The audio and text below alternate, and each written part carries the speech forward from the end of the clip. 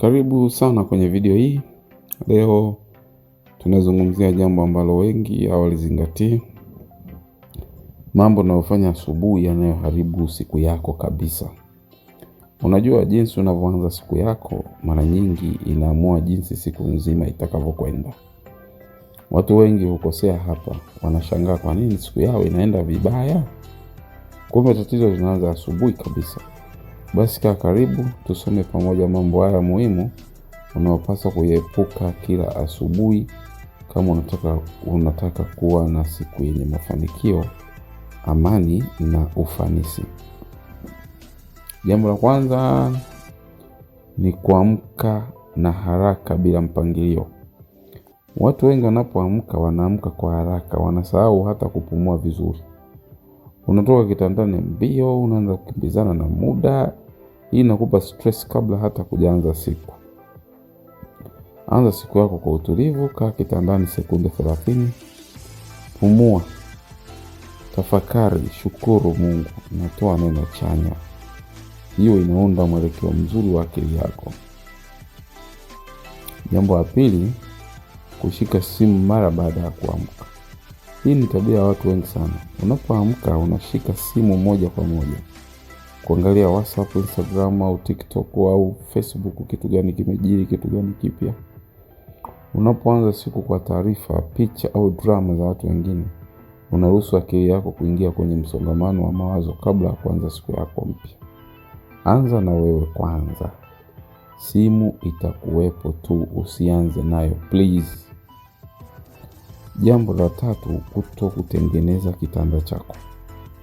Watu wengi hudharau jambo hili dogo, lakini kutengeneza kitanda ni ishara ya nidhamu na uwajibikaji. Unapokiweka sawa, unajitengenezea hisia ya ushindi wa kwanza wa siku. Ni kama kujiambia ninaweza. Kama huwezi kutengeneza kitanda, ni vigumu kuwa na mpangilio kwenye mambo makubwa ya siku husika. Jambo la 4 ni kutokunywa maji asubuhi. Baada ya kulala masaa 6 mpaka 8, mwili wako unakuwa na upungufu wa maji mwilini. Kuanza siku bila kunywa maji ni kama kuendesha gari bila mafuta. Kunywa angalau glasi 1 au 2 za maji kabla ya kahawa au chakula. Hii inasaidia ubongo wako kufanya kazi vizuri, inakuondoa uchovu na inafanya ngozi yako ianze kung'aa mapema kabisa. Jambo la 5 ni kutokufanya shukrani au tafakari. Hii tafakari tunaitamu kwa lugha rahisi meditation. Asubuhi ni muda wa kutuliza akili. Watu wengi huamka wakiwa na msongo, wanawaza madeni, kazi au hata mambo ambayo hayakaa sawa. Lakini ukianza siku kwa kutoa shukrani hata kwa mambo madogo, akili yako inaanza kuona mema badala ya mabaya. Andika mambo 3 tu unayoshukuru kila siku. Utaona mabadiliko makubwa kwenye hisia zako. 6 ni kutokufanya mazoezi au kunyosha mwili. Sio lazima ufanye mazoezi magumu na makali. Hata dakika 10 za kunyosha viungo au kutembea zinaweza kubadilisha kabisa mwamko wako wa siku. Mazoezi hutoa hormones za furaha zinazokusaidia kuwa makini, mwenye nguvu na mwenye amani. Kumbuka mwili wako ni chombo cha ndoto zako, kitunze. Jambo la 7 ni kutokupanga malengo ya siku. Kama hujui unachotaka kufanya, basi siku itakutawala. Kabla ya kutoka nyumbani, andika mambo 3 au 4 muhimu unayotaka kukamilisha leo. Hii itakusaidia kuwa na mwenendo au mwelekeo, usiopoteza muda kwenye vitu visivyo na maana. Jambo la 8 ni kuanza siku na negativity. Watu wengine wana tabia ya kulalamika mara tu wanapoamka. Siku nyingine tena, sina mood, maisha magumu. Maneno haya yanatengeneza nguvu hasi inayoharibu siku nzima. Badala yake sema kitu chanya. Leo nitafanya vizuri, nina uwezo, nina bahati ya kuishi tena leo. Mabadiliko madogo ya maneno yanaweza kubadilisha maisha yako. Jambo la 9 ni kutokula kifungua kinywa bora.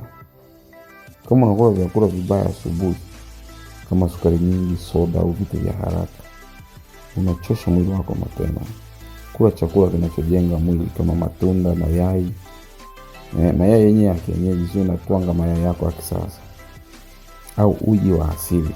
Kumbuka lishe duni asubuhi ni sawasawa na uchovu na hasira siku nzima. Jambo la 10 ni kuchelewa kila wakati. Wakati mwingine unaharibu siku yako kwa sababu tu ya kuchelewa.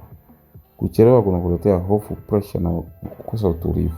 Amka dakika 15 mapema zaidi, utajisikia tofauti kabisa. Kumbuka kila siku mpya ni nafasi ya kuanza upya.